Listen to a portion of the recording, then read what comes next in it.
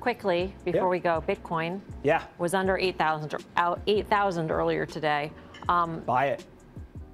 Regardless, though, of the drop. If I said to you Bitcoin dropped to 5,000, you'd say buy it. Buy it. Because here's the thing, the daily price of Bitcoin doesn't matter. It's been alive for 10 years. In every year, other than one, 2015, it's made a higher low. The market cap has grown every single year.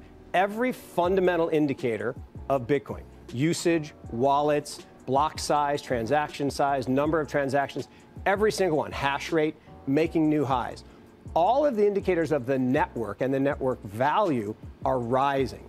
The price of any asset fluctuates. Let's take Amazon. Amazon has been a public company for 20 years. In every year, including this year, it's at a double-digit drawdown. The average peak to trough, minus 31%. Twice, minus 90%. When was the right time to sell? Never. Who's owned it since the IPO to today?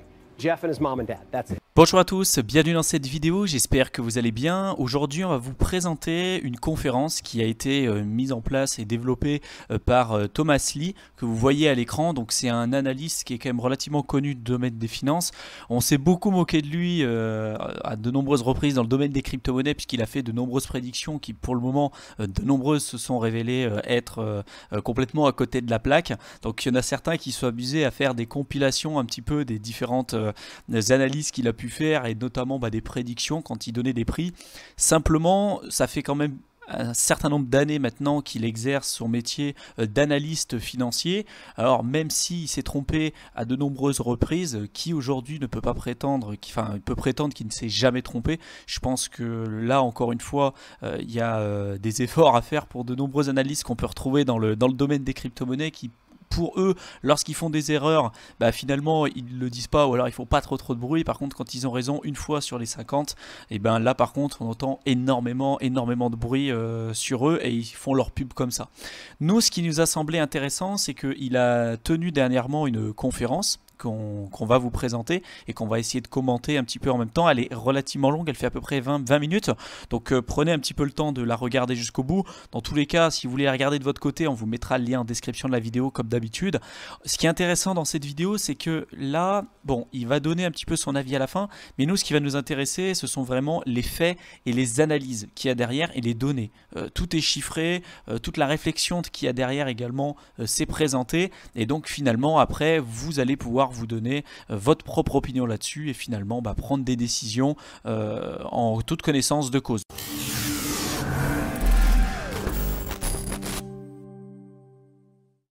Pour que ce soit plus simple pour ceux qui ne sont pas encore trop anglophones et qui ont du mal à comprendre l'anglais, j'ai mis les traductions en français pour que ce soit plus simple pour vous, et comme d'habitude, je vous mettrai les liens en description de la vidéo. I want to spend the next 20 minutes talking to you about the crypto economy. But I thought it would be helpful if I just start with a bit of my background, so that way you have some context on why this industry matters. I graduated from Wharton in '91, and in 1991, Dean Palmer had told our graduating class that, you need to create your career every 5 years. And I've been working for 25 years, and unfortunately, I've actually had the same job for 25 years, so I didn't listen to him. I've been doing research, and I've worked at various firms. I started off at Kidder Peabody, then Salomon Brothers, then JP Morgan, and in just the last 3 years, started my own research business. Now, the reason I'm telling you this is research is a pretty unique business. Number one, we work for our clients. We don't manage capital, we don't invest capital, our clients own our business. But it's also built on trust. And that trust is important. I still have clients who've been with me since 1993. I might have bankrupted them 5 times, but they're still paying me. But the reason they've followed me all these years is that there's 3 foundations to our work. The first is we do analysis, not opinions. So the presentation I'm going to give you really just provides some analytical framework, and you can form your own opinions about what that means. The second is we tend to focus on things that we can see a mile away. So we're long-term oriented, or as you say, we're long-term greedy. So we don't try to find things that are only going to work for 2 years. We try to find things that could even last up to a generation. And the third is we are often contrarian. And I think crypto assets has been a remarkably contrarian field. I've never seen our clients disagree with us so strongly on this. And I think part of this has to do with the fact that the formation of capital around crypto just hasn't followed past cycles. Cryptocurrencies like Bitcoin essentially needed $0 to start, so it didn't start with a venture capital or a private equity investment, and it didn't go public to raise more money. And I think because it actually has gone under the radar, it's created a lot of controversy. So there's 4 topics I want to speak to you about with regard to crypto assets. The first is really the idea of digital trust and why digital trust is important today. The second is that this is very largely a millennial phenomenon. So we have to keep in mind that the generation that is going to drive this asset as an asset class isn't really us and the people in the audience. It's really going to be our kids or those who are millennials today. The third is, I think crypto has already established itself as an asset class. So even if you don't think it's pertinent to your area of focus today, it's emerging as an asset class, and I can show you how its penetration of various financial channels is so small that this is, I think, in the earliest stages. And finally, I just want to show you 3 reasons why I think Wall Street is going to care. And remember, if Wall Street dedicates resources to this space, it's going to blossom and flourish and become a very important financial market channel. So these are the 4 topics I want to start with. Now, on trust, we tend to be very confident about the financial system in the US because, you know, it works fairly well. But in a world that's increasingly digital, and if you look at the 5 largest technology stocks in the S&P 500, they're essentially all native digital businesses. Digital trust is increasingly important. The second innovation that's taking place today with blockchain, and the video covered that, is decentralization. And as we move towards a decentralized world, you know, the question you have to ask is, does money have to be native in paper, or could we have a native digital currency? And the third is, I think we're starting to see a trend towards tokenization, or assets in the real world become native digital, and again, digital trust becomes important. Now, to give you an example of why centralized trust systems aren't working well, consider, you may not be aware of some of the high-profile incidents in the past year, but the Malaysian Central Bank recently wired $50 million to a hacker, not realizing that this was a fake entity. So we know that centralized systems aren't necessarily working well in a native digital world. But let's look at how people look at trust in terms of government, because monetary systems are reliant on trust. This is a Pew Research survey, and the question they asked is, do you trust the government to do the right thing? The level of trust in the government is at the lowest levels in 50 years. So never has the average person more mistrusted the government. And again, monetary systems are very reliant on individuals trusting their government. But this is a bigger problem outside the US. This same survey question was asked outside the US, and the shaded area are the countries that trust their governments even less than the US. So we're looking at countries like Brazil, Argentina, South Korea, Italy, Greece. Not surprisingly, these are the countries where digital currency development is flourishing. So there is a very high correlation between the lack of trust in their government and the blossoming of digital currencies. And again, what we have to keep in mind, we're in the US. So the dollar, we're comfortable with the dollar being the default currency. Outside the US, many people would rather not have things denominated in dollars. Well, what about millennials? This is a Facebook survey done in 2016, and they asked millennials, do you trust banks? 92% of millennials don't trust banks. Now, part of that is the financial crisis. They saw their parents lose their homes.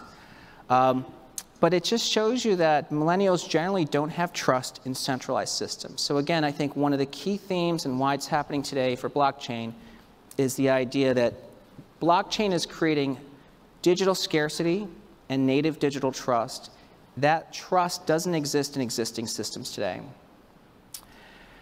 But I think a more important phenomenon, and I think something that is increasingly going to be studied, is how important the millennials are to financial systems. So we know millennials are a big cohort, and it's been important to advertising. But let me just sort of size this for you. Millennials are someone born between 1981 and 2000. And that's roughly 96 million people. That is the largest single generation ever in history. It dwarfs the baby boomers, which peaked at around 80 million.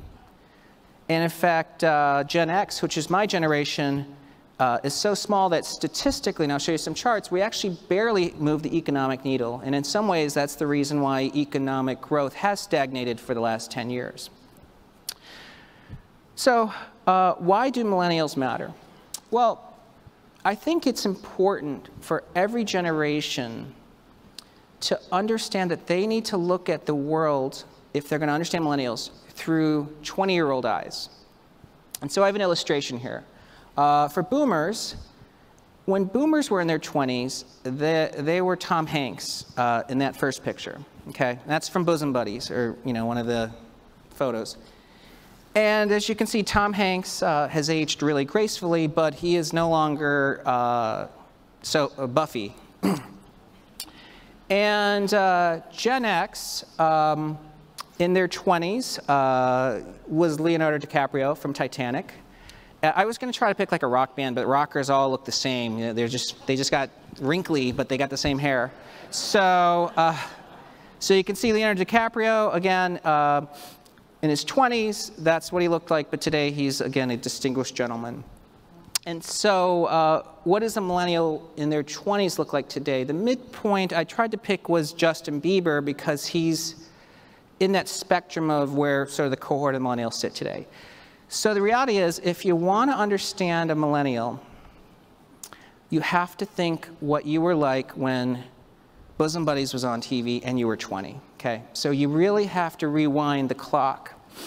And why does that matter? Well, let's think about how each generation experienced technological and social change. So the boomers in their 20s experienced women entering the workforce. There's a huge increase in the participation rate. The creation of mail order catalogs beyond Sears, so like Spiegel, et cetera, and Eddie Bauer, and remember all those catalogs? Mainframe to PCs. I mean, this was, the generation that Apple was created in the IBM personal computer, and also Microsoft and graphical interfaces. Now, Gen X, which was my generation, experienced really two important disruptive technologies: wireless, which was analog cellular at the time, but it became digital, and it led to mobile email and text messaging, and of course the convergence with the internet, which is really powered the digital economy. Those two technological innovations, I was very fortunate to be the research analyst for. So during my years of 1993 to 2007, I was a wireless analyst. So I witnessed the growth of the wireless industry and covered it and helped the companies raise money, but also saw the convergence and collapse with the internet. So what do the millennials experience today? It's companies like Facebook, Uber, Airbnb, Instagram, Kickstarter, things that we all use, and in fact we all are very comfortable with. But I'll tell you, if someone had told you 1990 that there would be a $500 billion market cap company that would be simply you sharing your information with other people and they would charge you no money, everybody in 1990 would say that's a failure. But that's obviously the Facebook model. So clearly social media is a millennial story. But here's some other things on that list, as you notice. Blockchain is a millennial story. And I'll explain why I think that if millennials adopt this the way we think they are, this is not the internet bubble. This is a lot more like emerging markets becoming an asset class. I think that's really the appropriate analog. Okay, so let's just do a baby boomer illustration, just to understand why I think generational moves last more than 10 years. This chart is the Japanese stock market, the topics, from 1950 to 72. And it rose 40 times during that period of time. And that's a monstrous, monstrous rise. I mean, think about it. An entire country's stock market rose 40x in 20 years. Interestingly, that's 1972 at the top. That was the year Henry Kissinger invited Japan to the G7. So because the Japanese stock market nearly tripled in 1 year, they became a developed nation, part of the G7. And unfortunately, you can see that after that peak, the topics actually fell 50%. Now, you can imagine what this guy's parents were saying. Son, we fought the Japs during World War II. Why are we helping their stock market? They were in the middle of the Vietnam War. They just fought the Korean War. Why would anybody want to invest in these less developed countries? Now, in 1970, that's really when Templeton was formed, right? John Templeton, at the time, there were only 5 emerging markets he could invest in, but that was that moment. So let's see how that advice played out. You know, was it wise to say, let's give up on Japan? That chart previously is now in the middle of the page. Okay, that's 1972. The Nikkei rose for another 20 years to 1990. You had a 40-year rise in the topics with a 400x total return for a country. This is not, you know, a 25-cent stock. This is the entire country's stock market cap. So the point is, it's a good thing that the boomers didn't listen to their parents, which was the silent generation. Okay, so let's think about where the millennials are today. The average millennial is 26, which means they're already starting to drink and they started to buy cars. And we've known that they've already transformed the alcohol market, right? There's a preference for whiskey over beer. And they're already transforming the automotive market. What you may not appreciate, millennials are also driving a huge revival in the RV market. The last time RV sales were as strong as they were last year, Lucille Ball was on TV. So it's been nearly 50 years since RV sales have been this strong. 44% of the buyers of the RVs today are millennials.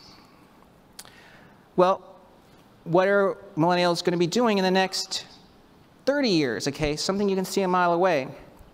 I have a population tree here, and I've lined up each of the generations. The millennials are now just entering 2 critical periods, the home buying years and their investing years. So let's think about housing. I've lined up each generation when they were aged 21 to 35, and I colored each. The red is silent, the boomers are light blue, Gen X is gray, and the millennials are blue, dark blue. Housing starts have peaked with every generation's peak cohort size.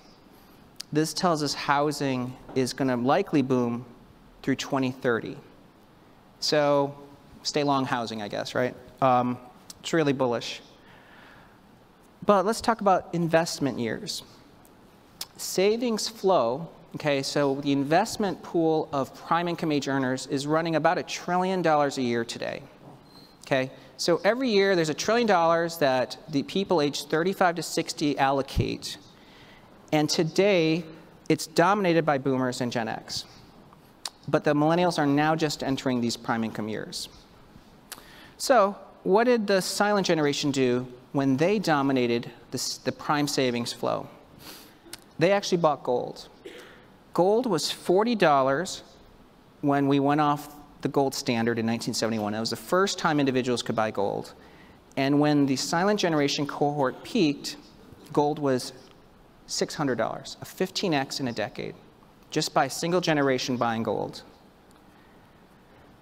The boomers, we know, bought equities. What was the first year the boomers turned age 35? 1982.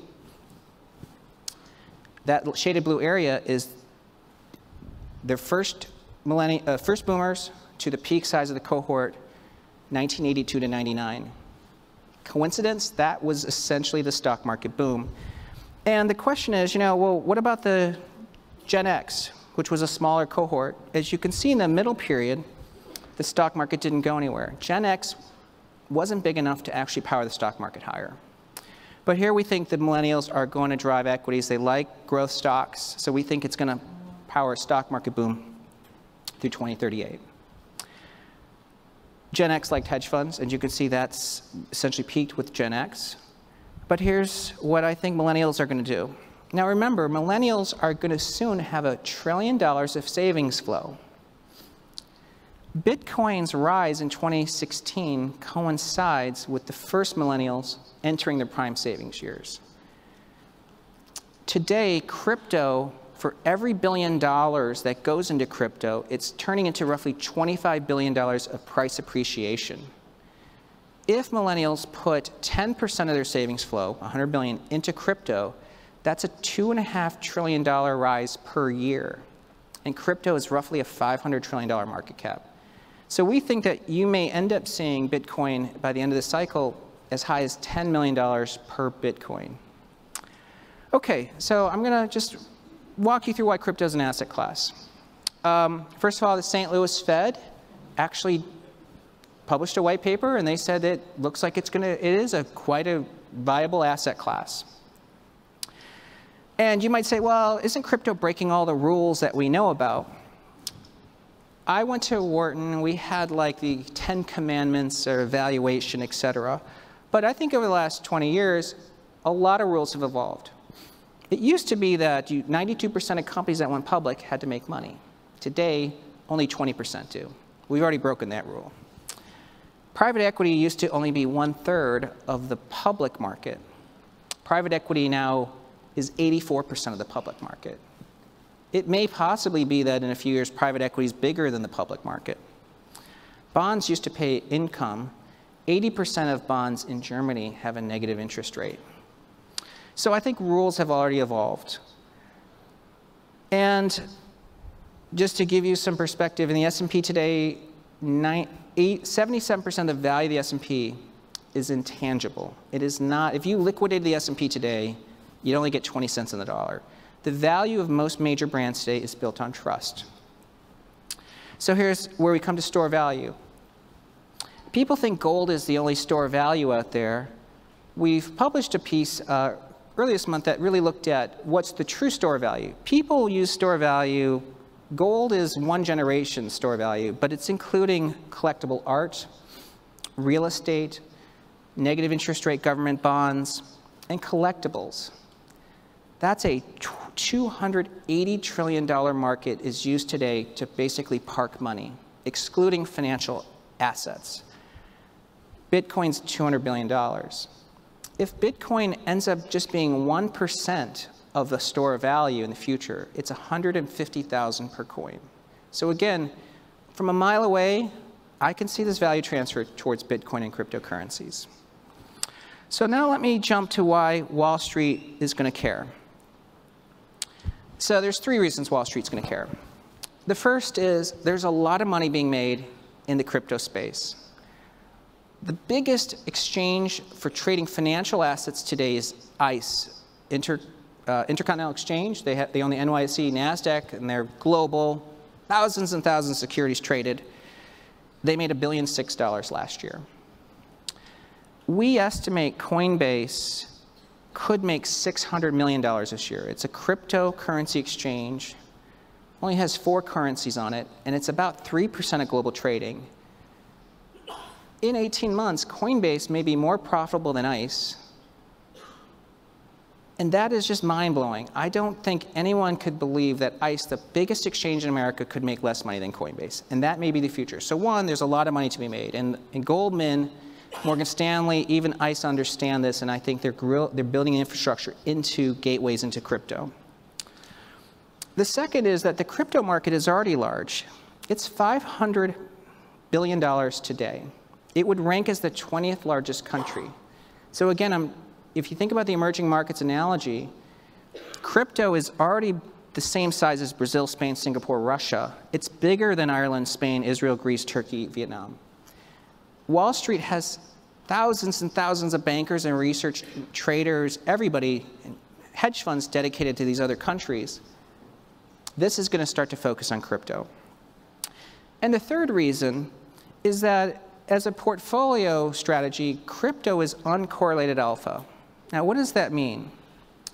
Take a look at this. If you look at each of those lines at the top, that represents the correlation of Bitcoin to stocks, which is blue, to bonds, which are red, gold, which is gold, and hedge funds, which is light blue. Bitcoin and crypto are uncorrelated to other markets right now. It is uncorrelated. That is almost a holy grail for portfolio allocation. And to understand why this matters, the bottom line on that chart is if you had a typical 60-40 bond equity portfolio.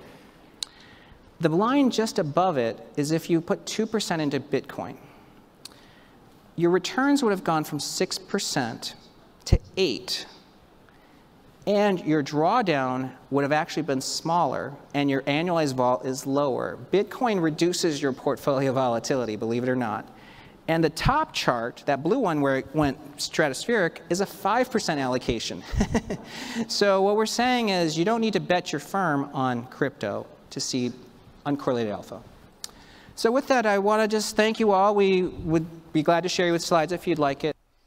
Donc j'espère que cette vidéo aura pu vous plaire. En tout cas, elle nous a permis de nous ouvrir un peu plus l'esprit sur le développement des crypto-monnaies sur le long terme et plus particulièrement sur le Bitcoin. Donc comme il vous l'a expliqué, c'est plutôt un nouveau marché qui est plutôt ouvert en général à des personnes qui ont vraiment des soucis financièrement, puisque on le sait tous, hein, le Bitcoin est né vraiment des cendres de la crise de 2008. Hein. La première transaction de Bitcoin est apparue en 2009, mais l'objectif étant de pouvoir résister aux prochaines crises.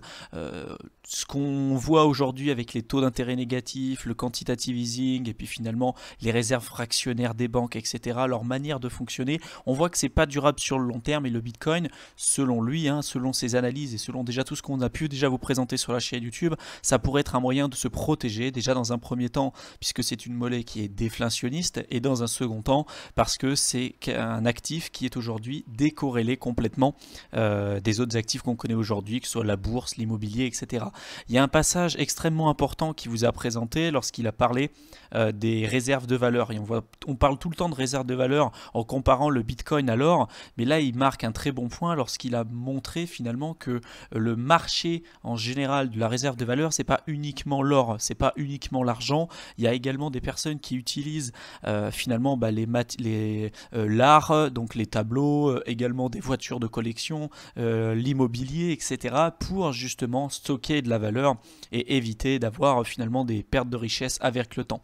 Et finalement le Bitcoin parviendrait, selon lui, et on fait partie des personnes là également qui en sont convaincus, parviendrait à prendre une part importante de ce nouveau marché au vu de ses caractéristiques et finalement de ses avantages par rapport à d'autres classes d'actifs qu'on peut voir aujourd'hui. On en l'a déjà traité à de nombreuses reprises sur notre chaîne YouTube, également sur notre blog, donc n'hésitez pas à aller jeter un petit coup d'œil là-dessus si ça vous intéresse. Dans cette vidéo, il parle également aussi des millennials, donc des personnes qui sont nées entre 1981 et 2000, donc c'est des personnes justement, je ne sais pas à quelle année dans quelle année vous êtes né et de quelle génération vous faites partie. En tout cas, ça fera partie des personnes qui vont être en mesure de pouvoir bouger l'économie puisque c'est eux finalement qui auront la richesse de demain et qui feront leur choix. Et au vu des études qui ont été faites jusqu'à présent, les crypto-monnaies seront plutôt portées par ces générations-là plutôt que de la génération de vos parents ou de vos grands-parents qui finalement la plupart du temps sont plutôt à la traîne par rapport à ces nouvelles technologies et ces innovations. Donc dites-nous un petit peu de ce que vous avez pensé de cette vidéo, si ça vous a intéressé, si vous êtes d'accord avec finalement son analyse, si vous avez peut-être des points à critiquer, dites-nous tout ça du coup en section commentaires de cette vidéo, ça nous fera extrêmement plaisir de pouvoir débattre avec vous. S'il y a des sujets comme d'habitude que vous aimeriez qu'on traite, dites-le nous également, on traitera chacune de vos demandes avec plaisir. C'est l'objectif de cette chaîne YouTube, d'avancer ensemble vraiment sur le long terme. Donc continuez ce que vous faites et laissez-nous un pouce bleu, partagez au maximum la vidéo autour de vous pour nous aider à nous faire connaître et puis pour également essayer d'amener le plus de personnes possible dans le domaine des crypto-monnaies, essayer de leur ouvrir ouvrir l'esprit au maximum. C'est vraiment l'objectif qu'on s'est fixé en créant cette chaîne YouTube. Donc continuez vraiment tout ça. Et puis pour ceux, comme d'habitude, qui veulent aller plus loin avec nous, on a mis tous les liens qu'il faut en description de la vidéo. Je vous souhaite une excellente fin de soirée. J'espère vous retrouver dans une prochaine vidéo. Salut!